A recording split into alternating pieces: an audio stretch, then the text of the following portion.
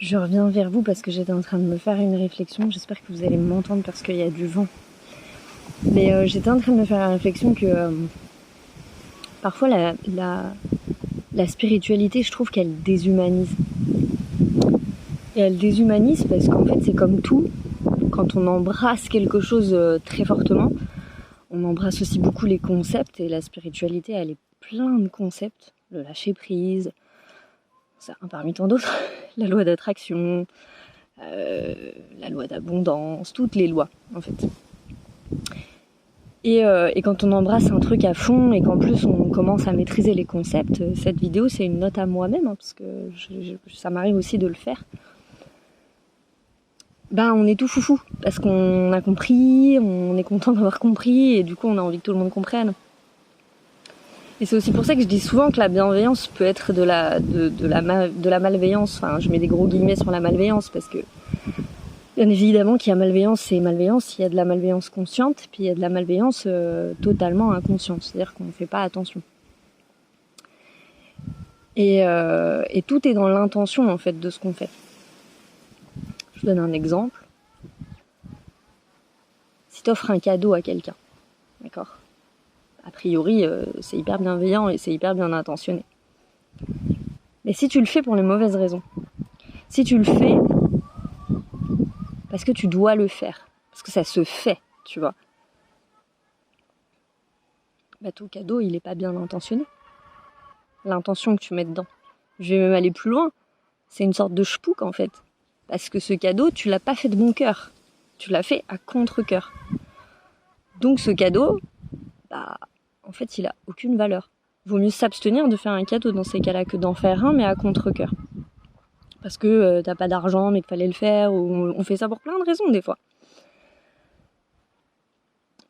Et en fait, les intentions, je m'en suis rendu compte en sorcellerie, en fait, c'est que les intentions, dans les gestes qu'on pose, dans les actions qu'on met, dans les mots qu'on dit, sont effectivement hyper importants. Et c'est un apprentissage au quotidien, pour ma part. Parce que je me rectifie, je passe ma vie entière à me rectifier, puisque j'apprends tous les jours de nouvelles choses. Et voilà, je trouve que c'est comme tous les boulots en fait, c'est comme toutes les choses dans la vie, il y a un versant positif, il y a un versant négatif. Et ça, c'est vrai que oui, parfois...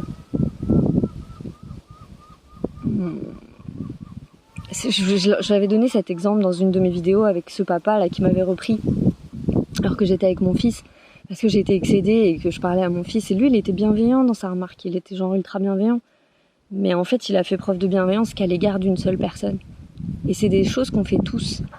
Donc voilà, je me faisais juste cette réflexion à me dire que la spiritualité en fait c'est comme dans tous les domaines, faut sans arrêt veiller à pas devenir un robot quoi, à pas revenir un robot dans l'application des choses parce qu'on est tous très différents, parce que la spiritualité elle a aussi plein de phrases qui peuvent culpabiliser énormément les gens. Et là encore, hein, c'est une note à moi-même, hein, ça m'arrive de le faire. Et parfois je me vois faire et je me dis pourquoi tu fais ça et je crois que c'est un travers qu'on fait tous en fait à des moments. Et désolée, c'est mon chien qui chasse des oiseaux.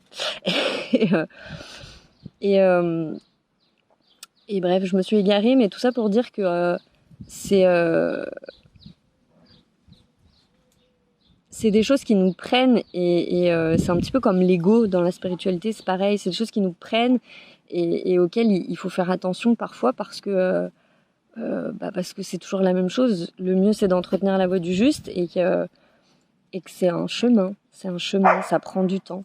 Et respectez toujours votre rythme. Je le dis moi quand j'ai les gens en guidance, respectez votre rythme. Si parfois on met des semaines et des mois à comprendre un truc. Moi le lâcher prise ça a été un cheminement dans ma vie et ça l'est encore aujourd'hui parce que à chaque fois j'en comprends. Il me fait sursauter celui-là. J'en comprends des subtilités et voilà. Et c'est un chemin et je crois que ce qui nous ramène dans ce juste milieu, c'est la compassion, en fait. C'est se souvenir de de la compassion, du fait qu'on n'est pas dans les chaussures des autres, jamais, et que on a tous affaire à des démons, entre guillemets, à des choses qui sont pas simples. Et autre chose, par exemple, pour donner un autre exemple de ce que je voulais illustrer, c'est j'ai beaucoup eu affaire à la sorcellerie cette dernière année, énormément, dans le positif comme dans le négatif d'ailleurs. Parce que c'était un enseignement que j'avais à vivre, c'est un enseignement que j'avais à traverser, que j'ai encore à traverser, donc j'ai reconnecté à énormément de mémoires et de choses, ma foi, aussi très très sympathiques. Mais j'ai aussi été confrontée au versant de la sorcellerie beaucoup plus néfaste. Et il y a cette formidable phrase dans la spiritualité qui dit qu'on attire ce qu'on vibre. Ce qui est vrai. Je ne vais pas, moi, toute seule réinventer les règles de millénaires d'enseignement. Hein. Donc oui, bien sûr que c'est vrai. Et en même temps, parfois on a expérimenté des choses qui dépassent de loin cette loi. Parce que en fait, j'ai été confrontée à ça parce que c'est mon karma aussi qui le veut. Et donc c'est pas seulement une question de choses qu'on attire. Ou en tout cas, je me demande vraiment, est-ce que ça peut se résumer à cette phrase ? Est-ce que cette phrase, en soi, explique tout ? Est-ce qu'on doit se satisfaire de cette phrase ? Je sais pas. Je vous livre des choses qui parfois, moi, me titillent et que je trouve peut-être un petit peu réductrices. Enfin, en tout cas, c'est pas les principes qui sont réducteurs, hein, mais c'est l'application qu'on peut en faire quand on la traduit dans la matière et dans nos vies. Et je sais que je suis pas la seule, parce que parfois on se sent culpabilisé par certaines phrases de la spiritualité, alors qu'en vrai on devrait pas, puisque le chemin spirituel nous amène, de par son essence, à lâcher la culpabilité en fait. Donc voilà.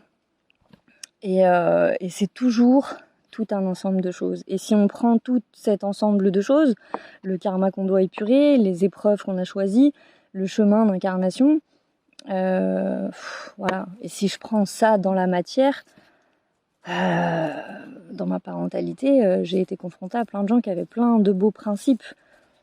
Mais il y a les beaux principes et puis il y a comment on les applique dans notre vie, très concrètement, dans la matière, avec ce qu'on est, avec notre histoire, avec notre karma, avec les gens qu'on rencontre, avec les contrats d'âme qu'on fait.